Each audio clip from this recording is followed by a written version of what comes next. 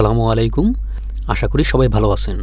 এখন যে বিষয়টি নিয়ে কথা বলবো সেটি হচ্ছে অ্যাডোবি আফটার ইফেক্টসে পাথ টাইটেল। এটা কিভাবে করে? পাথ টাইটেল বলতে আমরা অনেকেই রাউন্ড টাইটেল করতে চাই, এরকমের যে সার্কেলের সাথে টাইটেলটি এরকমের রাউন্ড হবে। এই ধরনের টাইটেল কিভাবে করে?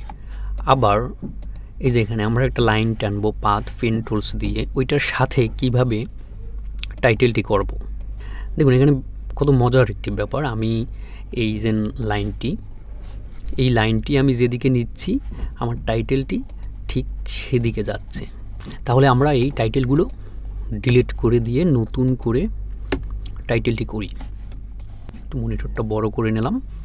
এবারে আমরা এখানে প্রথমে একটি টাইটেল লিখব। আমরা যারা কাজ করি তারা তো অবশ্যই জানি যে এই যে টাইপ টুলস দিয়ে আমাদের এখানে কোনো একটা টাইটেল লিখতে হবে। আমি এখানে MOTION মোশন এই টাইটেলটি লিখলাম, মোশন লিখলাম। এটাকে আমি কিভাবে একটা সার্কেলের ভিতরে নিয়ে আসব, এটা হচ্ছে মূল কাজ। ওকে, তাহলে আমরা প্রথমে টাইটেলটি লেখার পরে টাইটেলটি আমরা এভাবে সিলেক্ট করব। টাইটেলটি সিলেক্ট করে আমরা এখানে দেখেন যে আমাদের এই যে ইলিপস টুলস, এই যে rectangle tools, rounded rectangle tools, ellipse tools, star tools, আমরা এর যে কোনোটাই আমরা টাইটেলে ব্যবহার করতে পারবো। আমরা এই রেক্টেঙ্গেল টুলস দিতে পারবো, রাউন্ডেড রেক্টেঙ্গেল টুলস দিতে পারবো, যে কোনোটার সাথে আমরা টাইটেলটা ম্যাচ করাতে পারবো।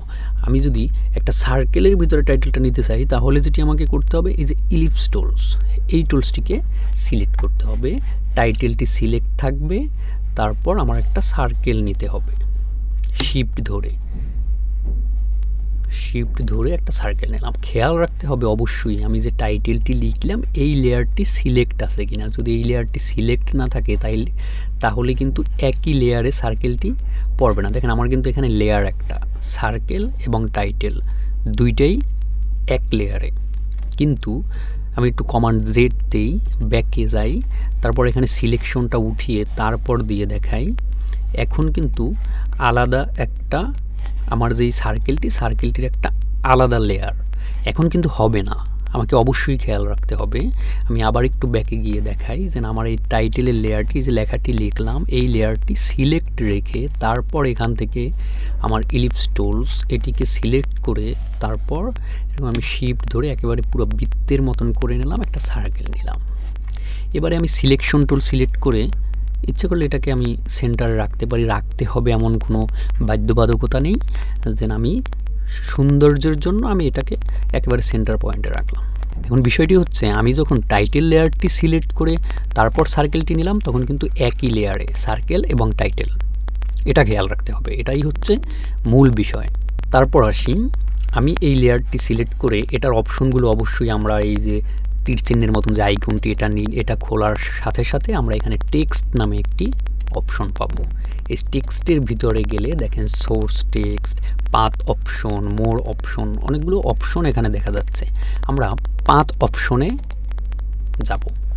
পাথ অপশন থেকে দেখেন এখানে এই যে পাথের ভিতরে নন দেওয়া আছে, এটাকে আমরা এখানে যদি আমি ক্লিক করি তাহলে আর একটা অপশন দেখা যাবে মাস্ক অন, কারণ আমরা একবার মাস্ক করছি এই জন্য মাস্ক অন দেখাচ্ছে। এটাকে যদি সিলেক্ট করে দেই দেখেন সাথে সাথে আমার টাইটেলটি এই যে সার্কেলের সাথে অ্যাডজাস্ট হয়ে গেছে, মানে সার্কেলের ভিতরে ঢুকে গেছে। এখন আমরা টাইটেলটিকে ইচ্ছা করলে এই যে একটা লাইনের মতন দেখা যাচ্ছে, দেখেন টাইটেলটি সিলেক্ট থাকলে এরকমের একটা চিহ্ন দেখা যাবে। এটার উপরে মাউস রেখে আমরা টাইটেলটিকে এভাবে ঘুরাতে পারবো। এখন বিষয় হচ্ছে টাইটেলটাকে আমরা বিভিন্ন রকমের পরিবর্তন করতে পারবো। যদি আমাদের টাইটেলের কোনো কালার চেঞ্জ দরকার হয় বা এক একটা ক্যারেক্টার থেকে এক একটা ক্যারেক্টারের গ্যাপ দরকার হয় তাহলে আমরা যেটা করব, আমরা টাইপ টুল সিলেক্ট করে লেখাটাকে এভাবে সিলেক্ট করব। সিলেক্ট করে যদি বড় করার দরকার হয় এখান থেকে এই যে ক্যারেক্টার এখান থেকে সাইজটা বড় করে নেব, কমান্ড জেড দিলাম। এই অপশনটি কোথা থেকে পাবো এটা আমরা সবাই জানি, হয়তো এখানে নাও থাকতে পারে। তাহলে আমরা উইন্ডোজ থেকে ক্যারেক্টার অপশনটি নিয়ে আসবো। এই যে ক্যারেক্টার টিক দেওয়া আছে তাই এখানে আছে, এটিকে নিয়ে আসবো। তারপর যদি আমাদের একটা ক্যারেক্টার থেকে আরেকটা ক্যারেক্টারে এখানে গ্যাপ কম মনে হচ্ছে এরকমের যদি মনে হয় তাহলে এই অপশনটি দিয়ে আমরা এক ক্যারেক্টার থেকে আরেক ক্যারেক্টারের গ্যাপ বাড়িয়ে নেব যদি দরকার হয়। তারপর ছোট বড় করার দরকার হলে এখান থেকে যদি কালার চেঞ্জ করা দরকার হয় আমি এখান থেকে যদি অন্য কোনো কালার দেই, ইয়েলো করে দিলাম। একটা ক্যারেক্টার আমাদের সিলেক্ট ছিল না, ইয়েলো করে দিলাম। এভাবেও করে দিতে পারি, কালার চেঞ্জ করে দিতে পারি। তাছাড়া টাইপের জন্য আফটার এফেক্টসে আমাদের একটি টিউটোরিয়াল আছে, ওই টিউটোরিয়ালটি যদি দেখেন টাইটেলের বিভিন্ন রকমের পরিবর্তন কিভাবে করবেন, কালার কারেকশন, স্ট্রোক বাড়ানো, তারপর ড্রপ শ্যাডো কীভাবে দিতে হয়, একদম ফটোশপ ইলাস্ট্রেটরে যেভাবে একটা প্রফেশনাল টাইটেল লিখতে পারেন সেটা আফটার এফেক্টসেও কীভাবে লিখবেন এবং সেটাকে কীভাবে অ্যানিমেশন করবেন, এই বিষয়ে আমাদের একটি টিউটোরিয়াল আছে, Adobe after effects professional title animation. তারপর আসি লেখাটি তো ভিতরে, এখন যদি আমার দরকার হয় যে এটিকে আমরা বাইরে নিয়ে আসব তাহলে কিভাবে করব। দেখুন একটু মনিটরটা ছোট করে নেই, এইখানে বেশ কিছু অপশন আছে দেখেন, এই যে রিজার্ভস পাথ এরকমের, এখান থেকে দেখেন বেশ কয়েকটা অপশন আছে। এই অপশনগুলো যদি চেঞ্জ করি, আমি যদি এই প্রথমটা দেখেন অফ করা আছে, এটিকে যদি অন করে দিই সাথে সাথে আমার টাইটেলটা ভিতর থেকে বাইরে চলে আসলো। এখন যদি আমি এটাকে ঘুরাই উপরে নিয়ে আসি, এখন কিন্তু আর উল্টা মনে হবে না, কিন্তু যদি আমি এটাকে ভিতরে নিয়ে আসতাম তাইলে কিন্তু আমার টাইটেলটি উল্টা, এখন কিন্তু ঠিক নাই। এটা যদি আমি নিচে লিখি তখন আমার ভিতরে রাখলে ঠিক থাকবে, নিচের দিকে যদি রাখতে চাই রাউন্ডটা, কিন্তু যদি উপরে নিতে চাই তখন উল্টো হবে, তখন আমার টাইটেলটাকে বাইরে নিয়ে যেতে হবে। বাইরে নেওয়ার জন্য এই যে প্রথম অপশনটি, এটাকে যদি অন করে দেই তাহলেই উপরের দিকে উঠে যাবে টাইটেলটি।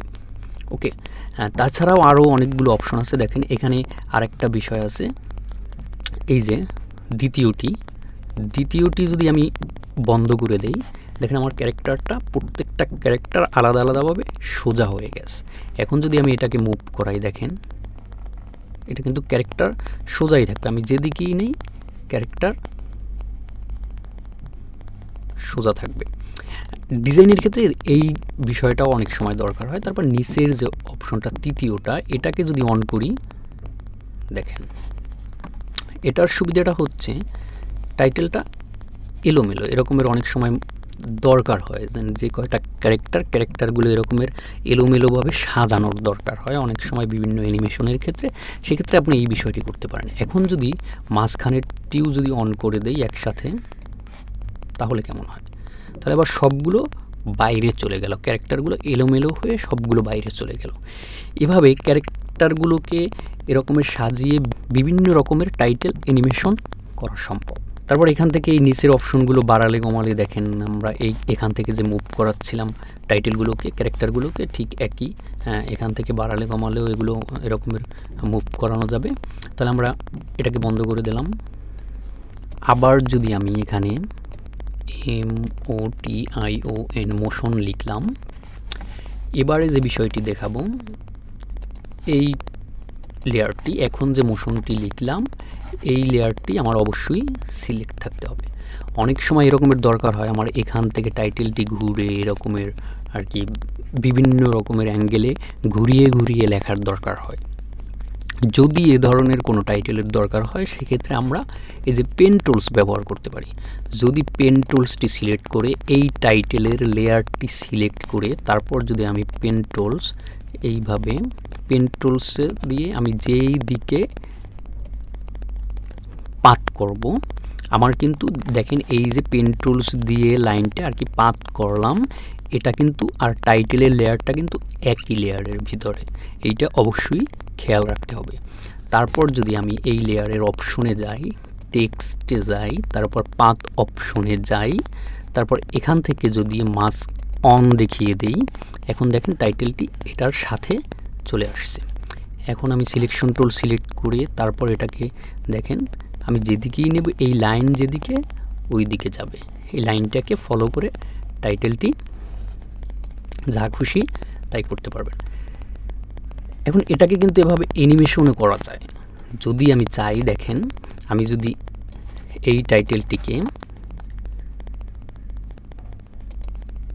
এই এখানে দুইটা টিক দিয়ে দিলাম, তারপর কিছু দূরত্ব পর যতদূর আমার অ্যানিমেশন দরকার ততটুকু গিয়ে এটাকে এরকমের টেনে এই দিকে একেবারে এখান থেকে বের হয়ে যাবে। এবার একটু খেয়াল করি, শুরু থেকে সারি, স্পেস বার ক্লিক করলাম, টাইটেলটি সুন্দরভাবে অ্যানিমেশন হলো। ঠিক একই কাজ কিন্তু এটাতেও করা যাবে। যদি এটাকে একটু বড় করি তাহলে আমরা তারপর এটিকে মাঝখানে নিয়ে আসি। এখন যদি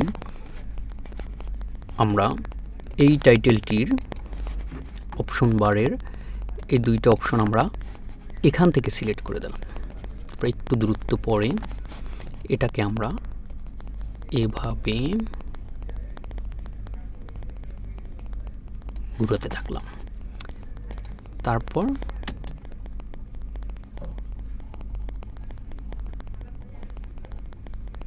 ওয়াও, টাইটেলটি এরকম ঘুরতেই থাকবে, আপনি যতক্ষণ দিবেন ঘুরতে থাকবে।